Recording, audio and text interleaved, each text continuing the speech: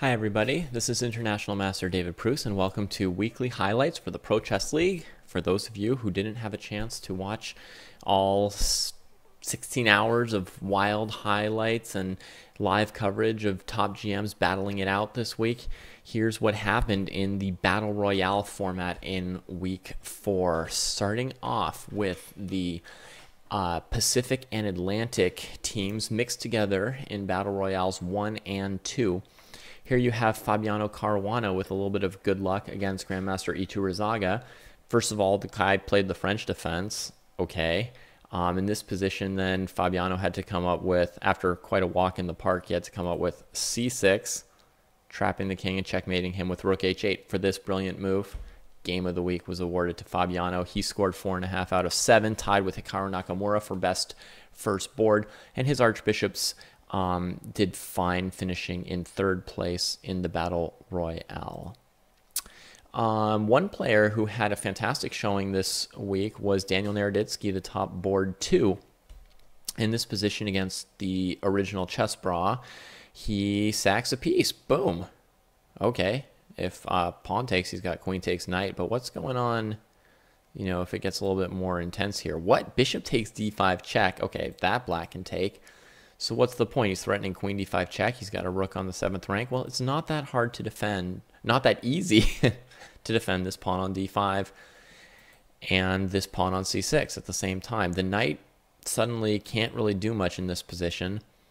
And Naroditsky throws in the queen too, sort of a quasi-fake queen thing. This pawn just can't be dealt with other than by giving back the piece. And Naroditsky goes on to win this and 4 other games on the day. Unfortunately, scoring almost half the points for his team, which finishes in the middle of the Battle Royale. Still a step up for the mechanics. Here we've got a battle between top board 4s. This is Dallas's Jinbo. Playing against IM Fin's 0905. She's got the black pieces, and JB's pawns look pretty dangerous as compensation for this bishop. Can she handle them? Ooh, here comes the queen sack for promotion. Trying to hold it together. There's 2 queens. That's a lot. All right, what to do now? If queen takes queen, queen takes c6, we'll leave white in a very nice position. Check. Okay, trades for 1. And now if queen takes c8, bishop takes g2 still wins for her. So he tries another pawn. Hey, if queening on d8 didn't work, maybe I'll queen on e8 next. Queen c2. Well, that's a mate in 1 threat. We're going to have to delay queening for a moment. And now, check, check, check. And mate, as JB tweeted, she boomed me. And Jujiner went on to capture top board 4 honors for the Dallas, are they called the champions now? For Dallas, and they went on to win the Battle Royale. The Dallas Destiny moving up in the standings with a win in the Battle Royale.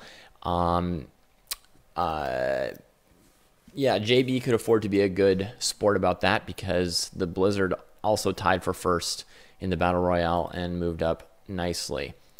In the second Battle Royale, Shakhriyar Mamedyarov was able to deal a first defeat to Grandmaster Mishanik Alexei Serrana. It was a long time coming for Serrana, who had been a top performer in the league up till this point. So here we see Shak on the attack with white, ready to throw everything at the king. Even the knight on e4. Wait, it didn't want to come to f6. It just wanted to sit there and get taken. Are you sure, Shak? What's going on here? Okay. Threatening something like rook h8, king g7, queen f6 mate. So he's got some threats. Knight sacks on e5. Yeah. Takes it. Queen d2, kind of covering the mates, but yeah, not really. And finally, Serrana goes down. Shakhriyar tries to repeat that result. A couple, same opening variation exactly.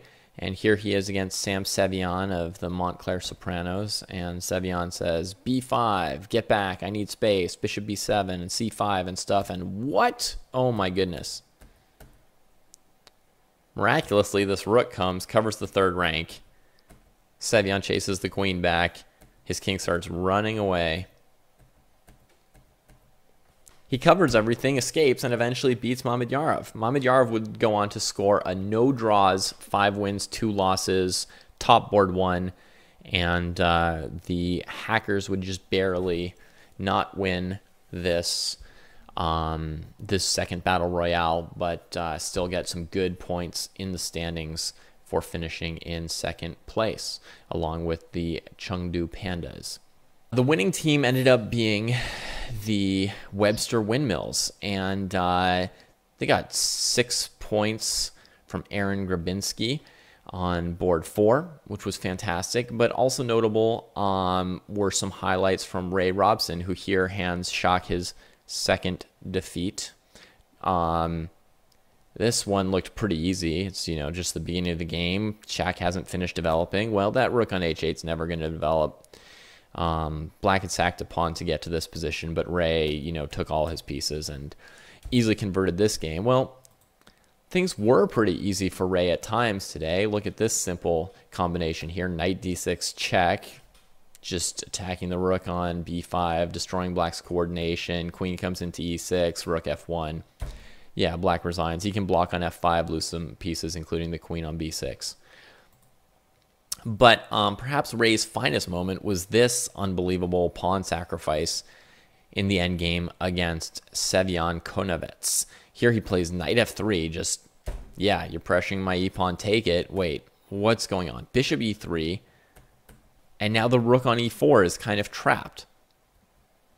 Bizarre, right? The rook just can't move. h6 stops knight to g5, which would hit f7 on the rook. So Ray seizes an open file and then suddenly swings his knight over and what? Wins the rook on a8 instead of on h4. After an extremely complicated game with 6 more highlights itself, Ray would go on to win this one. Now, let's look at this for a moment. All right, for some people, few openings scream boring draw more than a Queen's Gambit declined, right? We've seen this stuff a million times between top GMs because they tend to play these openings, and man, it's a draw and a draw and a draw, right? So next, Queen c2, Queen takes c5, symmetrical. Oh gosh, when will it end? Well, b4, hanging the queen with check. I guess this is going to end sooner than we thought. Wait, where's the queen supposed to go? Only one way to stop. Rook d8 checkmate. And white wins that rook too. And whoa, Nikola Cheka scoring a bunch of points for Montclair.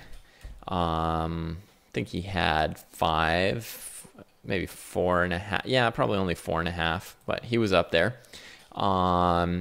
One person did score 5 points on board 3.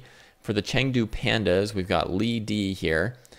He's got some nice space for white. He's advanced this h-pawn up the board menacingly, but who knows how menacingly. Bukowski attacks a rook with a pawn, and that pawn on h5 is so menacing he can just leave his rook hanging.